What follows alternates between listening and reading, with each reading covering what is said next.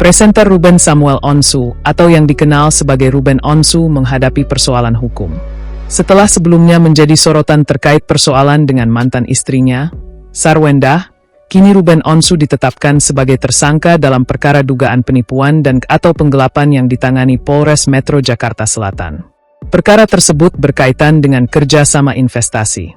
Polisi menyebut Ruben sebelumnya menawarkan kesempatan kepada korban berinisial DM untuk menanamkan modal dalam sebuah usaha yang berkaitan dengan jual beli produk.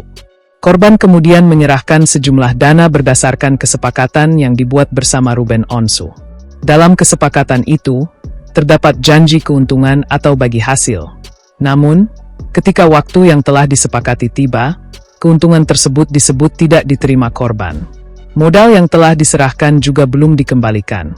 Persoalan itu kemudian berujung pada laporan polisi hingga akhirnya Ruben ditetapkan sebagai tersangka setelah penyidik melakukan pemeriksaan terhadap sejumlah saksi dan menggelar perkara.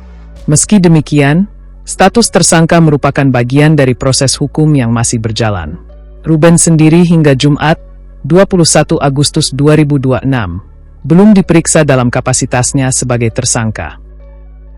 Kasus yang kini menyeret Ruben Onsu bermula dari laporan yang dibuat pada 22 Agustus 2025. Kasih Humas Polres Metro Jakarta Selatan AKP Joko Adi Wibowo membenarkan adanya perkara dugaan penipuan dan atau penggelapan yang tengah ditangani Satreskrim Polres Metro Jakarta Selatan. Laporan tersebut diajukan oleh sosok berinisial P yang berkaitan dengan korban berinisial DM. Dalam perkara tersebut, Ruben menjadi pihak yang dilaporkan terkait dugaan permasalahan dalam kerjasama investasi. Polisi menjelaskan, persoalan bermula ketika Ruben disebut memiliki sebuah usaha dan menawarkan kepada korban kesempatan untuk menginvestasikan sejumlah dana. Korban kemudian tertarik dengan tawaran tersebut.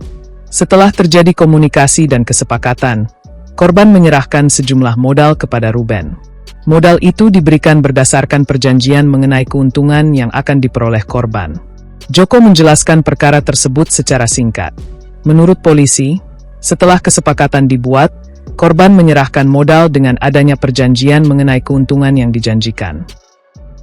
Persoalan muncul ketika waktu yang telah disepakati dalam kerjasama tersebut tiba. Polisi menyebut korban tidak mendapatkan keuntungan sebagaimana yang dijanjikan. Di sisi lain, dana yang sebelumnya diserahkan sebagai modal juga belum dikembalikan.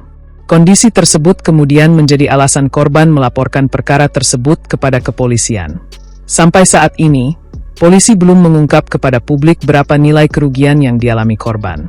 Joko menyatakan nominal kerugian tersebut masih menjadi bagian dari materi penyidikan.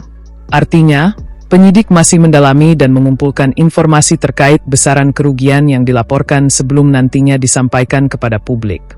Polisi juga belum membeberkan secara rinci jenis produk yang menjadi bagian dari kerjasama investasi tersebut karena informasi itu masih masuk dalam materi penyidikan. Setelah laporan diterima pada Agustus 2025, polisi tidak langsung menetapkan Ruben sebagai tersangka. Perkara tersebut terlebih dahulu melalui tahap penyelidikan. Penyelidikan merupakan tahap awal untuk mencari dan menemukan apakah terdapat dugaan tindak pidana berdasarkan informasi atau laporan yang diterima kepolisian. Setelah proses tersebut berjalan, perkara kemudian meningkat ke tahap penyidikan pada 25 April 2026. Penyidikan merupakan tahap ketika aparat penegak hukum mulai secara resmi mengusut dugaan tindak pidana, termasuk mengumpulkan alat bukti dan memeriksa pihak-pihak yang berkaitan dengan perkara.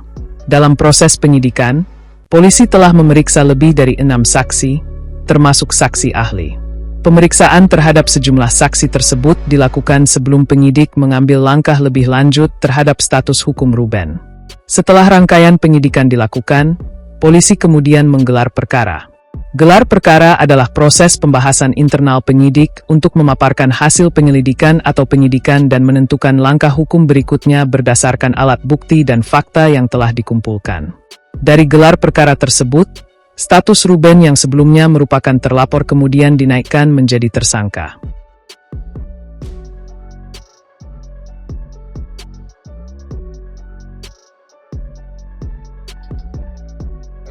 Kronologi dugaan penipuannya seperti apa sih, Pak? Jadi sekilas saya sampaikan kronologisnya. bahwa si terlapor ini mempunyai usaha, kemudian menawarkan kepada si korban untuk menginvestasikan dananya. Kemudian si korban tertarik untuk melaksanakan kesepakatan antara korban dan si terlapor. Kemudian dibuatkan kesepakatan dengan pihak korban menyerahkan sejumlah modal, kemudian dengan perjanjian keuntungan yang dijanjikan. Tiba waktu kesepakatan, ternyata si keuntungan belum didapatkan dan modal pun juga belum dikembalikan. Terkait itu, makanya si korban melaporkan kejadian ini ke Polres Jakarta Selatan.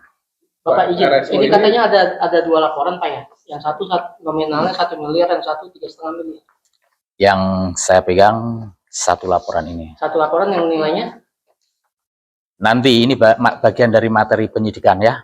Nanti pada akhirnya rekan-rekan akan disampaikan. Mungkin bisnis yang diiming-imingin RSO ke si korban sendiri apa? Yang diiming kan jelas ada kesepakatan, Bisnisnya mungkin apa? nanti Apa, ada. Bapak? Di bidang makanan. Ya. Jadi di bidang jual beli produk. Ya, Jual beli produk. ya. Dan ini bagian dari materi penyidikan ya rekan-rekan ya.